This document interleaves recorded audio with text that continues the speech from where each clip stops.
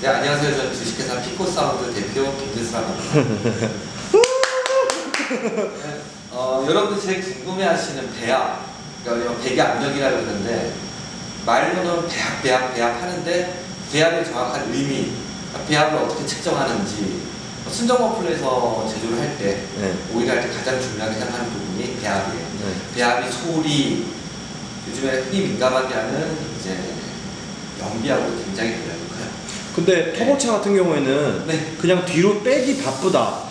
뭐 스트로크 걸리면 엔진적인 특성이랑 굉장히 관련이 커요. 메이크에서 NA가 중요하고 NA에서 메이크에서 제시하는 배합 데이터가 있고, 그다음에 터보 같은 경우도 요즘은 GDI 차량들 같은 경우, TGDI 같은 경우는 일정 부분에 터보에도 배기압이 필요한 차량이 있어요. 그래서 그 배기압이 뭐냐 도대체? 보통 이제 말로는 말씀을 많이 하세요. 배합이 낮다, 배합이 높다. 근론적으로 말씀드리면 배합이 높다라는 개념은 저항이 심하다는 거고요. 배합이 낮다라는 거는 배기장이 없다라는 거예요. 이게 그 오일 머플을 만들 때 가장 정확하게 표현하는 게 맞는 것 같고요. 그다음 배합이 높다. 그건 자유롭게 차량에서는 아무래도 배합이 조금 높게 나오겠죠. 그리고 이제 터보 차량 같은 경우는 아무래도 배합이 조금 낮게 나오게 되는 거고요. 그게 이제 엔진 특성이고요. 그러니까 뭐 우리가 머플러를 했을 때 여러 가지 배합 하면서 도대체 배합을 어떻게 측정을 하며 배합을 왜 존재를 해야 되는지 기본적으로 머플러 구조에서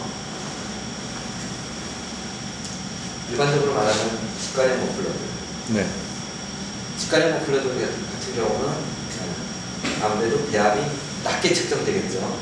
보통 터보 차들이나 뭐 경기용 차들이나 뭐 튜닝카에서 많이 쓰는 구조고요. 순정 머플러 같은 경우는 두 가지 라인이 존재를 합니다. 우리가 흔히 말하는 확간 챔버, 공간을 이용해서 소음을 줄이는, 이거는 로우 플랜지, 흔히 말하는 저음부를 잡는 부분이고요. 저음부를 잡는 부분. 그 다음에 저희가 말하는 흔히 제일 많이 쓰는 이제 타공용 머플러들. 타공용 머플러들은 고음을 잡는 이제 타공용은 고음을 잡는. 고음을 잡는. 그래서 순정 머플러 같은 경우는 이 두 개가 적절하게 배치가 돼서 고음, 저음을 다 잡게 돼 있죠. 그래서 배기압이라는 게 뭐냐? 근데 여러 가지를 만족시켜야 되니까. 여러 가지를 만족해야 되니까 뭐 챔버 양을 줄이기도 하고, 이쪽 말하는 타공 라인을 추가하기도 해서 이제 그쪽에서 말하는 RMS라는 장비로 이제 음량을 측정하는 장비가 있어요. 진동이 되는 그런 장비로 해서 모든 걸 이제 오일 머플러를 만들 때 그렇게 적용하고요. MBH 팀에서요. 우리가 도대체 말하는 배합이라는 게 뭐냐? 배합이란. 사람들이 배합이란 머플러에 손을 대서 이게 배합이 많이 걸린다 이런 식으로 알고 있는 거로는 그렇게 한단 말이죠. 이게 우리 말하는 이제 일반적인 머플러의 구조를 봤을 때야. 이렇게 있다고 치고요. 일반적인 그게 이제 엔드 소음 머플러라고 했을 때 이게 이제 우리 말하는 메인 머플러가 되고요. 여기 서브 머플러, 머플러, 엔드 출구가 되고요. 여기가 이제 압력이 한 번 차게 되고요. 그죠? 서브 머플러에서 그게 중통이라고 하는 거죠, 보통? 중통이라고 얘기하잖아요. 여기가 이제 압력 투. 이렇게 했을 때 배합이 1차적으로 걸리는 부분이 P1에서 걸리게 되죠. 서브 머플러에서. 그 다음에 뒤에 이제 메인 머플러에서 가장 큰 배합이 걸리게 돼요.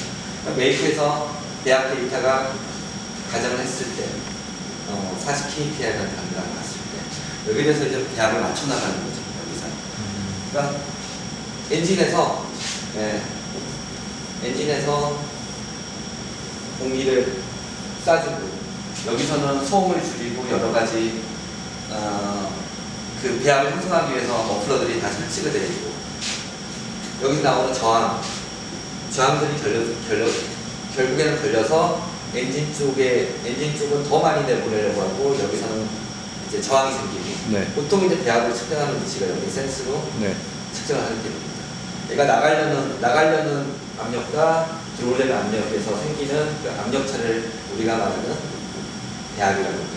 그럼 만날 때 생기는 게 배합이고 밴딩을 해서 꽈서 생기는 배합은 없다. 크게 영향은 없습니다. 대부분의 저기서 한 90%를 잡고 대부분의 머플러들은 서브와 메인에서 배기압을 작게 설계가 되고요. 네. 이 라인이 꼬이는 부분은 대부분이 그 차량의 레이아웃 때문에 네. 이제 구조상 어쩔 수 없이 생기는 부분. 꼭 영향이 없다고는 얘기할 수는 없어요. 어느 정도 영향이 생기지만은 퍼센트가 작다. 서머 플로보다는 네. 아주 작은 양의 그 이제 영향을 미치게 되죠. 그 배합에 대한 정확한 의미가 뭐냐? 말 그대로 배기 라인에서 형성되는 압력입니다. 네. 서머 플로 전에서 형성되는 압력, 엔진과 배합이 형성되는 부분에서 생기는 압력을 측정하는 게 배합입니다. 이거는 어떤 메이커든지 똑같은 그러면은 어디서든지 다 저 위치에서 이 위치에서 배합. 그러면은 뒤에서는 절대 될 수가 없는 거예요. 여기서 나오는 거는요, 배합이 약하건 네. 오히려 배합이 낮은 상태에서는 더 많이 나올 수도 있고 네. 배합이 높은 상태에서도 많이 나올 수 있고요. 네네네. 이거는 배합이라고 할 수가 없죠. 손으로 재서 이건 잘못된 거고 손으로 감으로 확인할 수도 없고요. 네. 배합이 높다 그래도 여기 나오는 투출 압력이 높을 수도 있고요. 네. 이거는 그 배합하고는 전혀 관련 없는 잘못된 상식이고요. 네네.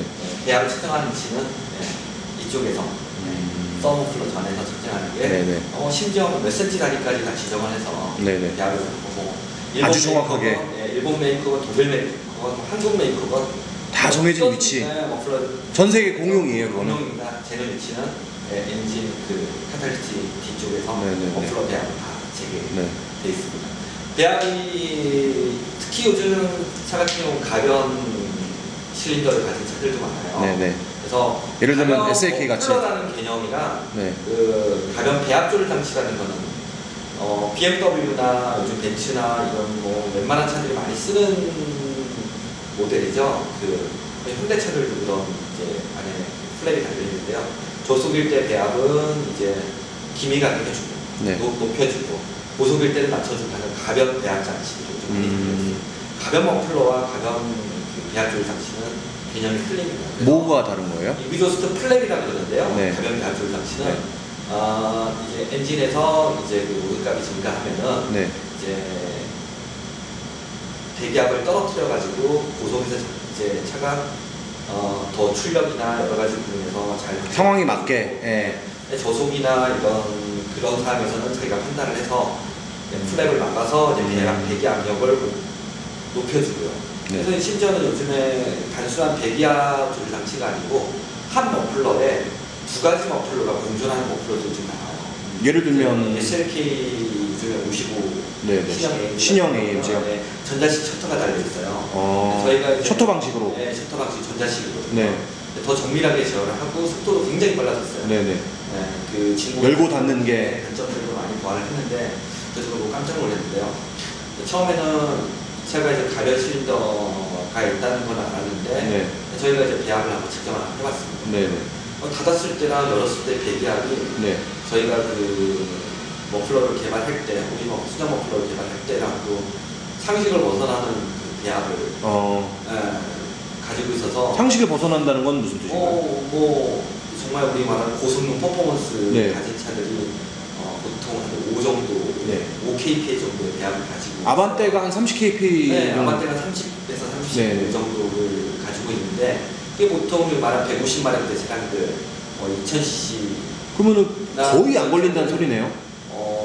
SLK 같은 경우는 SLK 같은 경우는 5라는 kpm은 굉장히 플로우가 잘 빠져나간다는 뜻이고 30이면은 굉장히 노멀한 차들이 있으면 네네네. 이제 그 배합이에요. 순정 모든 대중을 위한. 네, 30kp 정도면 어느 정도 되면요. 빠로 치면 0.3바. 터보 부스트 0.3바면은 그 이제 뭐 부스트가 터진 차량들을 만져보면 아시겠지만 0.3바면 굉장한 압력이거든요. 네네네.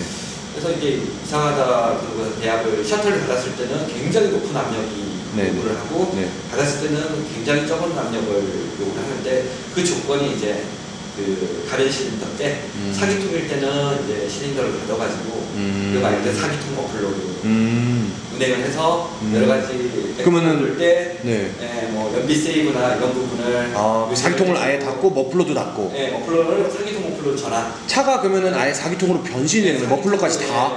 저도 그렇게 들었어요. 그래서 배합이 그 사기통 배합을 유지하는 머플러, 그다음에 또 열었을 때는 이제 그 팔기통 다 쓰고. 팔기통을 다 쓰는 굉장히 잘 만든 머플러 있습니다. 그러면 좋은 머플러란 좋은 무엇이죠? 머플러는 뭐냐? 첫 번째 여러 배합이 잘 걸리는 머플러가 좋은 머플러는 아닐 거고. 배합이라는 건 어느 정도 중요하지만. 차종마다 너무 다양하니까요. 개발 단계에서. 근데 고성능일수록 배합이 낮은 게 유리한 거죠. 요즘 추세대로는 뭐 대부분 예를 들어서 1M 같은 경우도 어떻게? 출력이 높은 차일수록 배합이 낮게 걸리는 게 네. 그 따라오는 그 결과인 것 같고요. 네네네. 차량의 특성상. 그렇죠. 네. 싸면 되니까. 이제 대중적인 차들 같은 경우는 네. 사운드나 이런 쪽보다는 이제 뭐 마력 쪽이나 이런 쪽보다는 요즘은 연비나 정속성에 포커스를 더 많이 맞추니까요. 그래요? 네, 매니아들이 아닌 이상. 네, 매니아들이 아닌 이상 이제 뭐 정숙성, MVH 팀에서 네. 메이커는 MVH 팀이 다 있거든요. 네네. MVH 팀이 뭐예요? 소음 진동을 네. 하는 팀들이 네네. 있어요. 거기서 이제 머플러를 테스트하고. 네네. 그러니까 튜닝 머플러 같은 경우는 그분들하고는 다른 길로 가는 거죠, 그죠? 네네. 네. 그리고 MVH 팀에도 그 사람이 듣기 좋은 소리만 네. 골라내고 세 컬러 갈등이 다 있어요. 네네네. 빨간색 영역들은 컬러 메보레스의 빨간색 영역은 RMS로 사람이 듣기 싫은 소리로 표현이 네네. 되고요. 파란색 소리, 노란색 소리 이런 게 있을 때 좋은 소리를 이제 사람이 듣기 좋은 소리를 걸러놓은 거, AMC나 엠버전이나 아우디 RS 모델들이 소리가 나면서도 사람을 이제 좋게 하는, 기분 좋게 하는 게.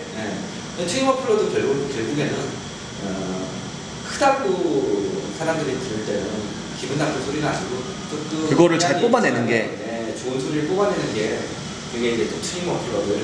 네. 저희는 이제 양쪽을 지금 다 이제 만족을 시켜야 되는 네네. 오일을 하시니까. 네, 좋은 머플러다. 그리고 일단은 뭐 내구성. 네.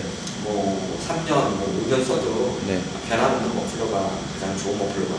네. 처음에는 소리도 좋은 소리를 뽑는 것도 중요하고, 그 다음에 내구성, 그 다음에 여러 가지 이제 대한민국 법규 내에서 할 수 있는 그 테두리 내에서 해야 되는 게 많은 것 같아요. 네네. 그래서 저희 같은 경우는 순정 소재를 그대로 다 사용을 하고 있거든요. 네네. 두 번째도 보면은 저희는 글라스 타입 안 쓰기가 꽤 오래됐어요. 처음부터 저는 글라스를 안 쓰고 순정이 쓰는 타입이 이제 글라스 로딩이라고 이제 안 털려나가는 소리가 있어요. 그걸 쓰게 되면은 이제 제 예전에 제 로터스 해주신 네, 그런 이제 테스트 경우에는 굉장히 차수명하고 같이 가죠. 절대 털릴 일이 없는. 네, 전혀 털릴 일이 없고요. 그래서 글라스 소리 사람 몸에는 안 좋은 건 다 네. 유리섬유. 순정 머플러에 그 소재를 안 써요. 이제. 네. 법적으로 안 되잖아요. 법적으로는 안 되게 돼 있죠. 네. 지금 일본이나 선진국 같은 경우는 아예 자발적으로 다 자기들이 안 쓰고 있습니다. 그래서 되게 그 소재가 장점은 많은데 단점은 아주 못 가는 게 단점이고요. 네. 여러 가지 장점이 훨씬 많아서 저희는 저게 쓰고 있고, 우리나라 좀 머플러 시장이 일본도 그렇지만은 일본은 지금 많이 변하고 있어요. 네. 기형적인 부분이 너무 외관만 신경 쓰다 보니까 머플러라는 거는 장착되고 나면은 그 외관의 부분에 대해서 크게 신경을 안 쓰고 되는 부분이거든요. 그러다 보니까 당연히 이제 상공사라면 폴리싱 소재를 쓰다 보니까 단가 부분은 올라가고, 근데 저희도 이제 지금 계획하고 있는 부분은 조금 문화를 바꿔서 이제 머플러라는 건 팁 쪽이 가장 중요하고요. 근데 노출되는 팁 디자인. 네. 그래서 싸고 좋은 소재들이 되게 많아요. 439라든지 409 같은 그런 스테인리스 소재들이 많은데 단순히 녹을 쓴다는 그 이유 하나만으로 달 때밖에 기분이 안 좋아요. 상공사가 409나 439 대비해서 가격이 거의 2배 가까이 비싸거든요. 그래서 저희는 앞으로 좀 그런 쪽으로 좀 대중적인 머플러를 그런 소재를 써서 사용하려고 합니다.